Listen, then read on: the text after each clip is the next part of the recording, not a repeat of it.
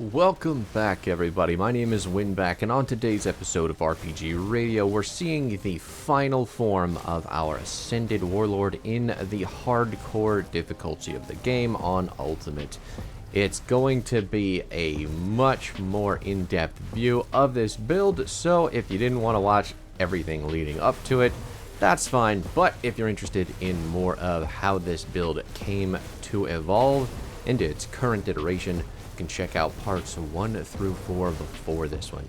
All that being said, though, this is my first hardcore character, and it is definitely living up to the potential that I had planned for it. When we set off on this mission to create the hardcore character that could live through enough to get me all those sweet achievements and actually finish the game, the best I could think of was a big tanky melee boy with a lot of mobility and enough damage to get through big hordes of enemies. Now, this build does have a little bit of a struggle when it comes to big health bar bosses, but at the same time, our staying power is so huge that even the biggest bosses at the moment ultimately get whittled down into nothing, and we are the only thing left standing.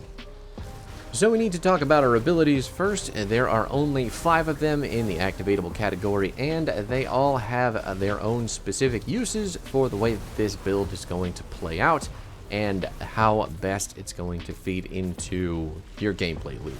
So those are going to be Vire's Might, that's going to be your main movement ability.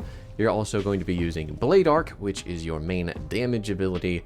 Blitz is a secondary mobility tool, and Overguard is your main defensive option.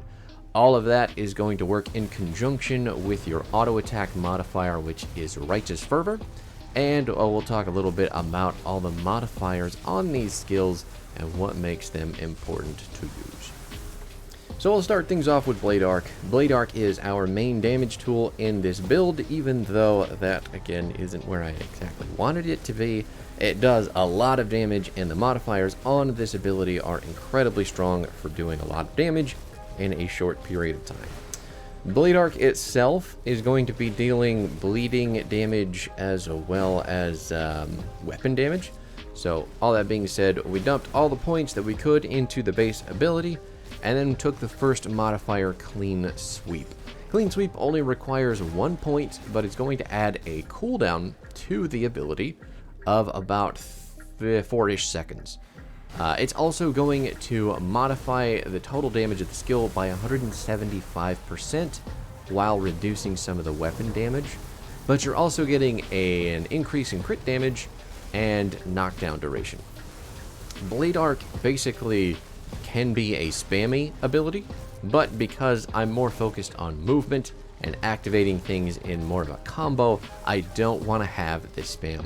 I want to have a targeted ability that I can use in an AoE in the exact direction that I'm going for. Take with that Laceration, and that is going to pump the damage of Blade Arc up to ultimate required levels. Laceration will add on internal trauma damage, increase that crit damage yet again, update or upgrade the bleeding damage, it's going to buff it, as well as adding on some physical damage of its own. So we're getting a larger target area because of a Laceration, and we're getting a lot more damage. So we're putting another ton of points into that, trying to overmax it to as far as it can go. Blade Arc is really strong, and the way that I'm ending up using it a lot in this build is after dashing in with our Vire's Might, you can really aim Blade Arc at the best chunk of enemies, and they will almost instantaneously melt, assuming that they're not big boys with, you know, their own resistances to a lot of the damage that we're putting out. They die relatively quick. After Blade Arc, the next big ability is going to be Vire's Might, and in Vire's Might, you're going to want to get this at least completely maxed out to the 16 points. You're going to get physical, internal trauma, and a pretty decent dash range when it comes to this ability. Then you're going to want to put in at least maxed out points into the second modifier for this ability, which is Tectonic Shift. Tectonic Shift is going to add bleeding damage, buff the internal trauma damage, and increase the range while also decreasing the cooldown. So that means that we can dash much more often, which is a very, very important to the build. And lastly, you're going to want to take 1 point, only one, in the second mastery for Fire's Might. That's called a Volcanic Stride. Now, Volcanic Stride isn't for the damage. We're not picking this ability because we want to burn people with the Flame Carpet on our dash. We want to have the dash and the carpet proc our Devotion Bull Rush. Bull Rush is dealing insane amounts of, I think it's physical and internal trauma damage as well, and it is incredibly, incredibly good when it comes to dealing damage up close. But when we're using a Volcanic Stride with Fire's Might, because Fire's Might's cooldown is so small, Bull Rush is basically going off forever. So we never have to not have Bull Rush going as long as we're aiming our Fire's Might in the correct direction and hitting at least one enemy with the Volcanic Stride Flame Carpet. It's really, really cool synergy, and it works incredibly well. Our third ability is going to be Overguard, and Overguard does not require a full maxed out amount of points. Overguard is ultimately a defensive ability, and we're going to take the modifier, which is Markovian's Defense as well, because we want to have it on a shorter cooldown. But you can get away with about 7 points into Overguard. If you really want to max it out, you can. Ultimately, what Overguard is used for, though, is increasing the amount of damage that your shield can block and decreasing the amount of time that it takes for your shield's cooldown to block to come back. Because this build has a lot of devotions focused on blocking and taking hits, as well as items and gear that do that too, we want to be able to block very often. We want to be able to block a lot of stuff, and it's just going to buff that ability incredibly well. So Overguard is a must for activating a lot of your defensive measures, but remember that those defensive measures in this build also do a donkin amount of damage, so it's totally worth it. And our second movement ability, man, talk about preparation. You know what I'm into. Blitz is the secondary movement ability that we got for our Warlord here, and this one is much less important than your Fire's Might. I would also venture to say that it is not even important at all. The only reason that we're using Blitz is because it's built into the soldier kit and it has the right damage types, but the more that I play with this build, I think that we can get kind of the same thing out of maybe a glyph. So if there is a glyph that I find in this playthrough that's craftable that is going to work better, I may take the points out of Blitz and Blindside to get those points freed up to go into something else. Now we're going to speed run the passives here on both sides of the Warlord class, and that isn't because that they're unimportant, but ultimately they're passives, so you're not going to see them happening nearly as often as the actives, and we can get all the information that we need out of them with a couple words. So for the Oathkeeper, your first passive is going to be Safeguard. It's just giving you flat physical damage as well as an increased to all damage and some flat armor. Lots of stats that work really well in this build, so it's totally worth getting those 12 points. I have also got points into Presence of Virtue, though you don't need more than one, because really what you want out of this tree is Haven. Haven is going to give you a percentage increase to your health. It's going to give you increased healing effects if you have healing gear, and it's going to, more importantly, increase your shield block chance and your shield damage blocked. All of that stuff, like I said earlier, incorporates really well into the defensive abilities coming out of this build. I've also got a point in Rebuke, but really, I could live or die without that. It's not that big a deal. Take on top of that Resilient, which is the passive that activates when you drop below 66% health. This is a 5-second duration, and you're going to get a % increase to defensive ability, increased healing effects, but the most important thing out of resilience is the physical resistance. When it comes to ultimate, you want to have that resistance maxed out as much as possible, but considering this build only has about 38%, we just want to get that buffed up by any amount that we can, and resilience really fits in that slot perfectly.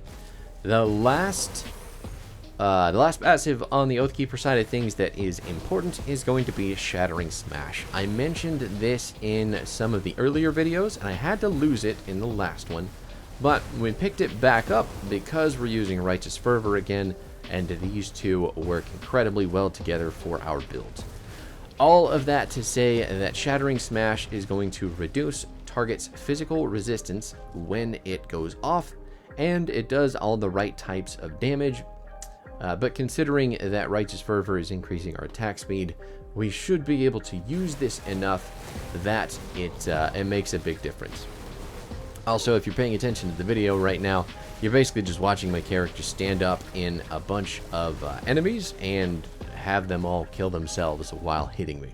It's really, really just one of the best parts about playing a tanky defensive build. Just watching mobs explode because they looked at you the wrong way is fantastic. Now let's talk about soldier passives. We'll start at the end with Oleron's Rage. This one you're going to want to max out. You don't have to overmax it. Getting 12 points is fine at the very least, but it's giving you flat internal trauma damage as well as offensive ability and movement speed. You can only have this or Divine Mandate, so Oleron's Rage is just going to be better because it's more of the damage types that we're looking for, and the move speed is incredibly attractive for a mobile build. Counter Strike is the next ability that we've got, and this one is the reason that a lot of enemies will just eat absolutely death when they hit us, because Counter Strike is going to swing back with a lot of damage. So it's doing physical bleeding, and it's also dealing physical retaliation damage while buffing physical or all retaliation damage. It's just an incredibly strong defensive option, and it works fantastic. Let's see what's left. Field Command and Squad Tactics. You don't need a whole lot of points in these, but they are very good because they're increasing armor by a percentage. They are increasing offensive and defensive ability, and they're giving you attack and casting speed as well. So, worth the few points that you throw in them, but you could probably make it work without them too. Next is going to be Scars of Battle. Scars of Battle gets as many points as we can spare, which is about 8, and that is maxed out. Scars of Battle does bleeding resistance, buffs that for you, reduces your stun duration and freeze duration, and increases armor absorption by another 21%. So, we'll try and pull it up at the end of the video, but this build absorbs 99% damage through armor, and it is pretty cool to see. But yeah, Scars of Battle feeds into that incredibly well. Moving on to Decorated Soldier, increasing our elemental and slow resistance by a percentage while buffing physical and internal drama. Nothing great, just really solid stats. We're also using shield training to decrease our shield cooldown and increase the block chance, but honestly it doesn't need more than a point, maybe 2. Sometimes you'll get some extra points in there from gear, and it's great, but ultimately if you have your shield block chance above 60%, you're going to be doing just fine. Military Conditioning is fine, again purely just for the stats. It's going to give you % physique and % health, perfect right there. And then Menhir's Will, when you drop below 33% health, you're going to get a 27% health restoration as well as increased health regeneration. It's nuts as butts, but it's just a panic button that you don't have to push. Now, we talked about the devotions in the other videos, so those are going to get their speed pass as well, but really we have got Vyre's Might on the outer tier, and then we have got, no, not Vyre's Might, sorry, Stone Fist of Vyre. That's the ability. Vyre the Stone Matron. That's the actual devotion. My bad. I got it. which is fantastic. Super good for when you get hit, because you can petrify enemies, turn them to stone, actually do a bunch of damage to them. It's a fantastic ability. And then Obelisk of Menhir, that is a defensive devotion. It's going to help your damage absorption and your just tankiness in general. So those are our big 2 outer devotions, incredibly handy. But in between there, we've got Shield Maiden, we've got Solemn Watcher, there is Eel and Tortoise, as well as Scarab, Hammer, Anvil, and the last 2 that are really worth mentioning are going to be Bull and the Autumn Boar. Both of these are insanely good for this build because they activate on things that are just happening very often. Not to mention, actually, Anvil is incredibly good for this reason as well. So Bull Rush is going to activate 25% of the time when we attack. And since we've got the Carpet of Fire with Vire's Might, you can tell that's basically all the time. So that being said, Targo's Hammer is a 33% chance on block, and Trample, coming from the Autumn Boar, is also a 33% chance on block. So basically, 2 out of 3 blocks are going to hit the enemy back with something. But with our crash course out of the way, let's talk about gear, because there's a couple pieces in Ultimate that'll make things much easier, and your damage is going to skyrocket because of them. These are some monster infrequent items, so keep an eye open and make sure that you're picking them up. So your first one is going to be the Corvin Cask. This is an Act 7 item. It is a helmet that will drop from... Ooh, can't remember the enemies. But basically it's the helmet with the wings on it. You'll notice it. There's 3 types of them. It's pretty good. But anyway, this item is going to add points into Blade Arc, and it's also going to give Blade Arc a life leech component, as well as add in internal trauma and vitality decay. So basically you're getting a big damage buff, but also getting some life leech out of it. It's really good stuff. The shield that we're working with is Kalis Ka's Harvest of Ruin. So this one is obtained from the Bone Hunter quest that you can go on for Asteria. You don't have to go on the quest to do it, but you can go into the swamps in Act 1. You'll find Kalis Ka, beat him up a couple times to get the shield. But our next item, the Shield of Kalis Ka, is perfect for our build because it's buffing both a soldier and an Oathkeeper ability. Number 1 being the most important ability in the build, which is Blade Arc, and number 2, Presence of Virtue. So it's adding flat physical damage to Blade Arc. It's also adding a vampiric component, life leech component to Blade Arc, so we're increasing the amount of health that we get back even further. And then Presence of Virtue is getting some flat bleeding damage, increased internal trauma and bleeding damage as well. It's incredibly useful, and it packs a punch in conjunction with that Corvin Cask. Our main hand weapon is incredibly easy to get. It's the totally normal shield. All you have to do is walk off the beaten path in the Act 7 town, and you can find this hiding out, but it is incredibly good. I mentioned it in the last video, and the mythical version is everything that we need. It's adding +3 to Safeguard, and then it's also adding +1 to all skills in Oathkeeper and Soldier, so it's perfect for that. Otherwise, we have the Wendigo's Glare, and that is buffing the range of Shattering Smash, as well as adding some damage to Blitz, but Blitz isn't, again, super necessary. All that being said, though, this build, gear-wise, is not completed, but those are the big components I would consider actually necessary for making your build do the most damage. The last thing that I'd consider a staple for the build is going to be the Relic Reckoning. This is a mythical relic, and it is going to be doing lots of damage in the right types, while also giving you a 50% chance on block to deal physical piercing damage and reducing physical resistance. So, all that being said, I am running out of time, but that is the build in a nutshell. Let me know what you think. Go back to the other playthrough videos if you need some more detail, but I'll see you guys next time. Peace out.